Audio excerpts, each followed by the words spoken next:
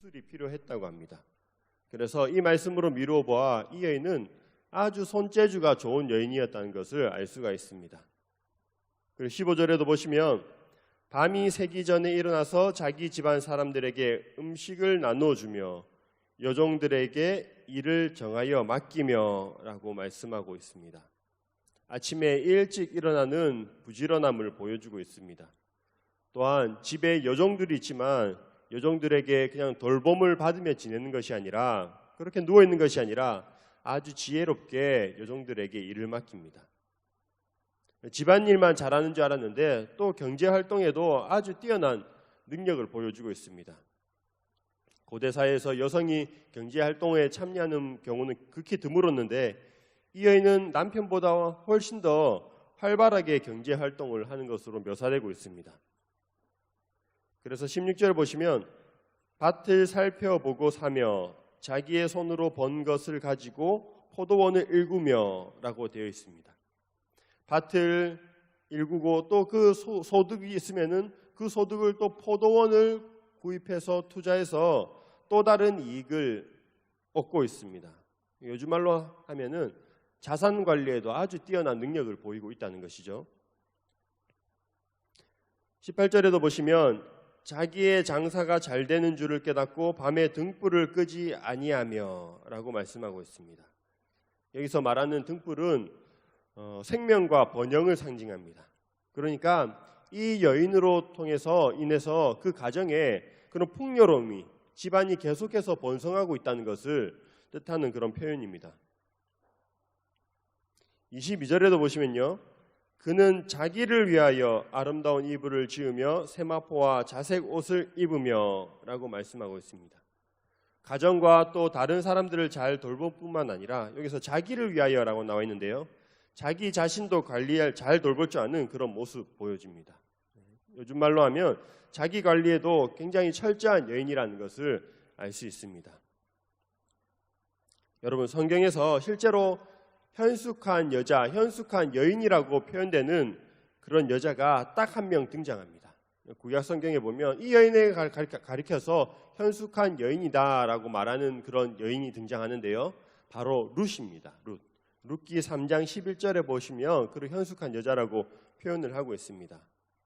이 룻이라는 여자는 남편이 죽은 뒤에도 끝까지 시어머니를 따라가는 그런 모습을 보여줍니다. 그리고 생계를 위해서 열심히 일하고 다른 사람들로부터 칭찬을 받습니다. 룻은 비록 모압 여인으로 이방인이었지만 나중에 보면 신약 마태복음 1장에 보시면 그 예수님의 족보에 기록되는 그런 또 영광을 누리기도 합니다.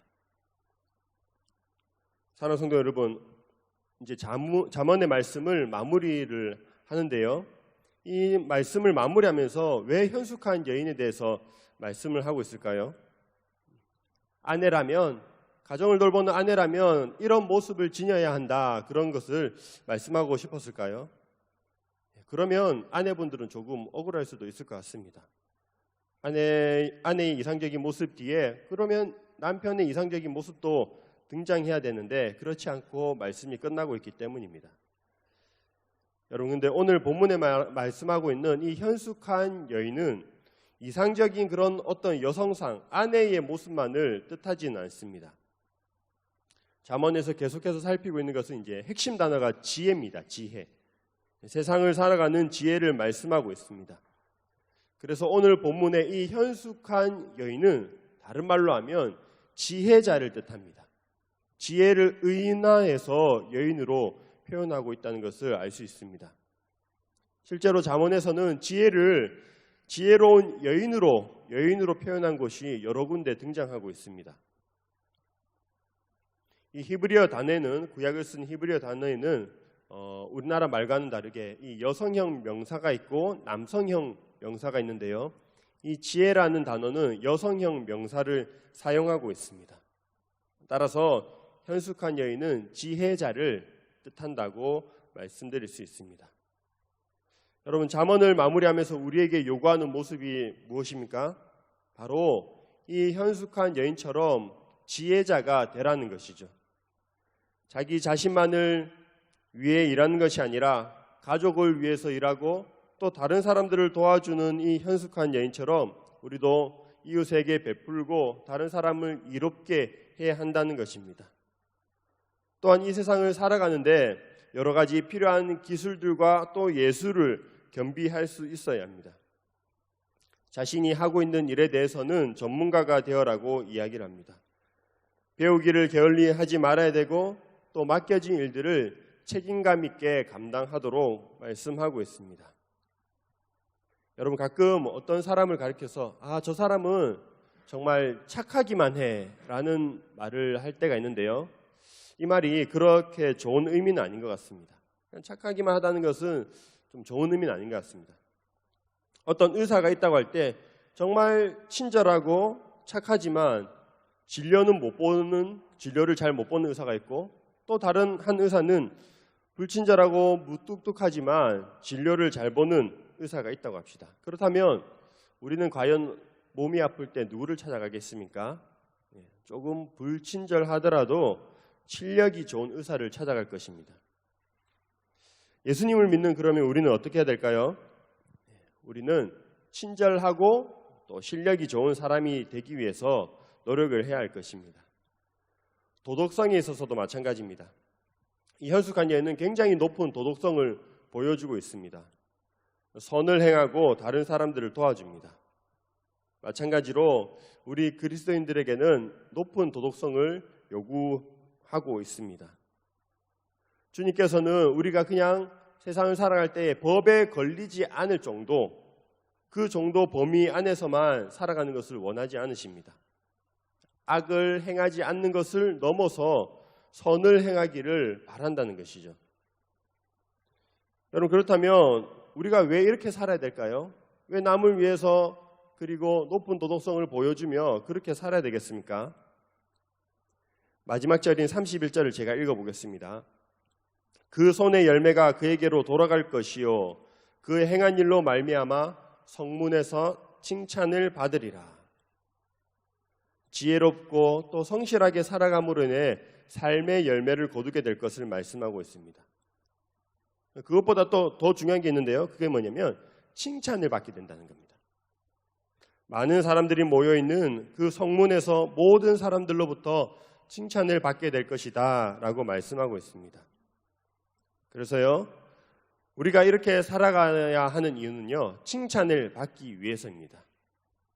그런데 이 칭찬을 받음으로 인해서 우리 자신이 영광을 누리는 것이 아니라 하나님께 영광을 돌리기 위해서라는 것입니다.